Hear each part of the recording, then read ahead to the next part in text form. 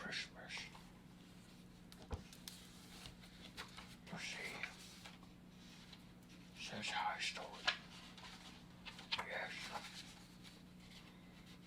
How the Grinch Stole Christmas.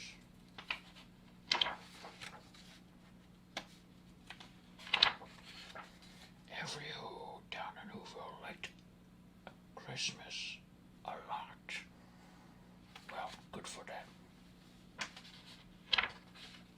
But the Grinch lived north of Whoville. Did not. The Grinch hated Christmas the whole Christmas season. Now please don't ask why. No one quite knows the reason.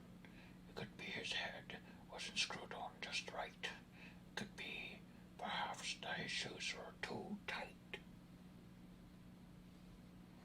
But I think the most likely reasons of all may have been that his heart was 2 sizes too small. Well, good for me. But whatever the reason, his heart or his shoes, he stood there on Christmas Eve, hating the Who's, staring down from the cave with a sour, cringy frown at the warm, lighted windows below in the town. For he knew every Who down in the Whoville beneath was busy hanging mistletoe wreath, and their hangings, their stockings, and he snarled with a sneer. Yes, I did. Tomorrow is Christmas, it's practically here. And then he growled with his Grinch fingers, nervously drumming. I must find some way to stop Christmas from coming. For tomorrow, he knew, all the girls and boys would wake bright and early, and they'd rush for their toys. Yes, they did. Yes. And then, oh, the noise. Noise. That's one thing he hated, the noise. And then the Who's, young and old, would sit down to a feast, and they'd feast, and they'd feast, and feast, and they would feast on Who pudding, rare Who's beast, which was something the Grinch couldn't stand in the least. It was a hard time in my life. And then they do something he'd like least of all. Every Who down in Whoville, the tall and the small, would stand together with Christmas bells ringing. Ugh, that sound. They'd stand in hand, and Who's would start singing. Ugh. And they sing, and they sing. And they sing, and the more the Grinch thought of this, Who's Christmas sing, the more the Grinch thought I must stop the whole thing. Why, for 53 years I put up with it now. I must stop this Christmas from coming. But how? It's a good question. We'll get right there in just a sec. And he got an idea. Yes, I did. An awful idea. And the Grinch got a wonderful awful idea. Oh, yes. And I know just what to do. The Grinch laughed. And in his throat, he made a quick Santa Claus hat and a coat. And he chuckled and clucked with a great Grinchy trick with his coat and his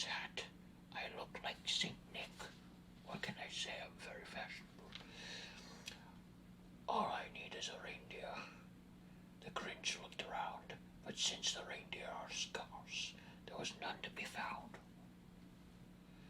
Did that stop the old Grinch? No, the Grinch simply said, if I can't find a reindeer, I'll make one instead. So he called his dog Max, and they took some red thread. He tried a big horn on the top of his head. I'm very, very good at making things happen.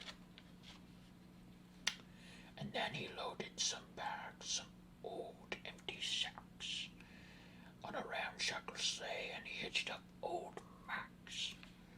The Grinch said, "Giddy up," and the sleigh started down towards the homes where the Who's lay a snooze in our town. And all the windows were dark. Quite snow filled the air. All the Who's were all dreaming sweet dreams without a care. When he came to the first little house on the square, this is stop number one, the old Grinchy Claus hissed, and he climbed to a roof, empty bags in his fist, and he slid down the chimney a rather tight pinch. What can I say? But if Santa could do it, and so could the Grinch. He got stuck only once for a moment or two. He stuck his head out of the fireplace flue, where the little Who's stockings all hung in a row. The stockings, he grinned, are the first thing to go. I was a mean one, what can I say? He slithered and slunk, but the smile most unpleasant, and the whole room took every present: popguns, bicycles, roller skates, drums. Oh no. Oh. Checkerboards, tricycles, popcorn, and plums. And he stuffed them in bags, and then the Grinch very nimbly stuffed all the bags one by one up the chimney.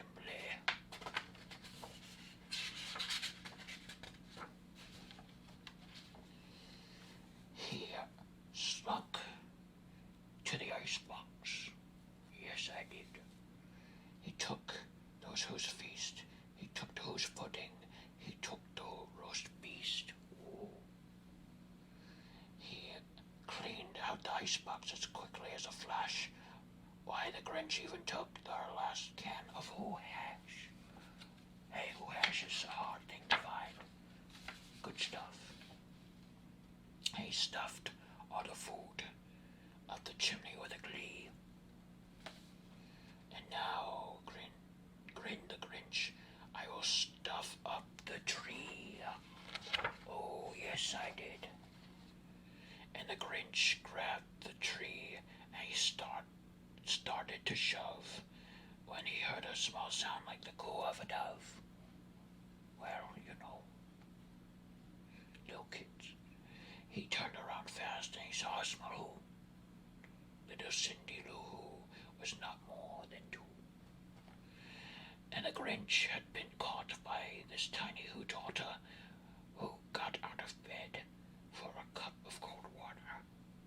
Hey, what can I say? I'm a nice guy. She stared at the Grinch and said, Santa Claus, why are you taking our Christmas tree? Why? Well, you know, I had to do some stuff. But you know, the old Grinch was smart and so slick. Yes, I was. He thought up a lie, and he thought it up quick. Why, my sweet little tot, the fake Santa Claus lied. There's something on this tree that won't light one side. Oh. So I'm taking it home to my workshop, my dear. I'll fix it up there, then I'll bring it back here. I'm a very sly guy. his fib for the child. He patted her head.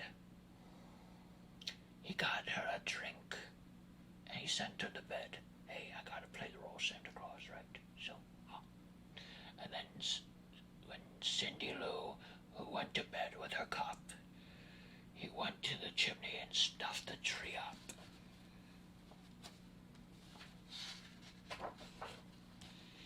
And the last thing he took was a log for their fire. He went up the chimney himself, the old liar. Hey, I had problems back then, right? On their walls, he left nothing but hooks and some wire. Yes, I did.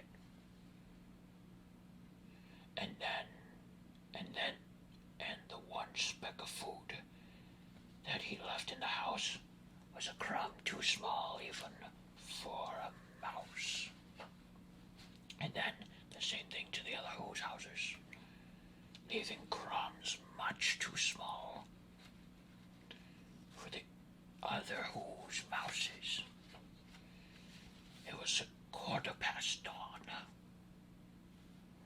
and all the Who's still abed.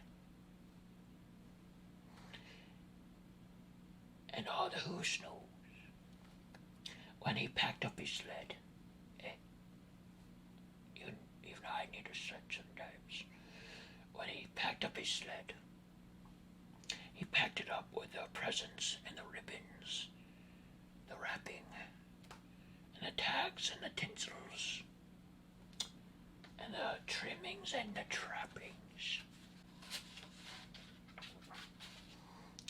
3,000 feet up the side of Mount Crumpet, he rode with his load to the tip top to dump it, and poo to the Who's, poo-poo to those. He was Grinchish by Grinchishly humming.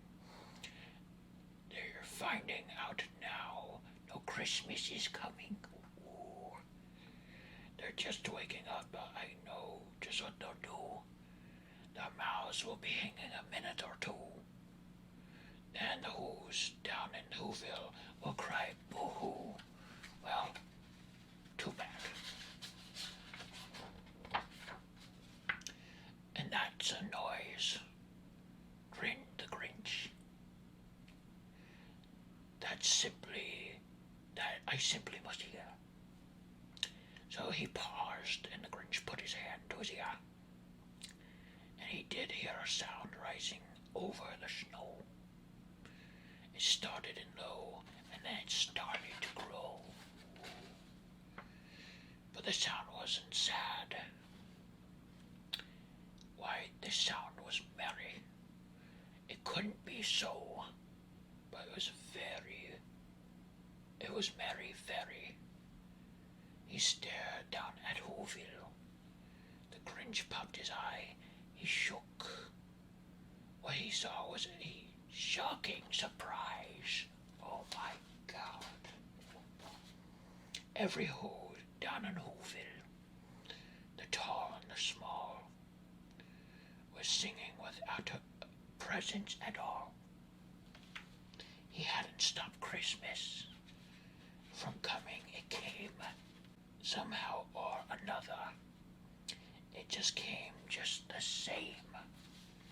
And the Grinch with his Grinch feet ice cold in the snow, stood puzzling.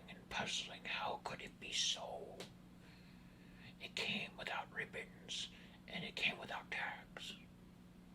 It came without packages, boxes, or bags. And he puzzled 3 hours till his puzzler was sore. Then the Grinch thought of something he hadn't before. Maybe Christmas, he thought, doesn't come from a store. You never know. Maybe Christmas, perhaps, means a little bit more. And what happened then? Well, in Whoville, they say, the Grinch's small heart grew 3 sizes that day. Yes, my heart got very big. and the minute his heart didn't feel quite so tight, he whizzed with his load through the bright morning light, and he brought back the toys and the food for the feast, and he himself, the Grinch, carved the roast beast. And there's my story. I hope you enjoyed it, and I hope you have a Merry Christmas or had a great Merry Christmas.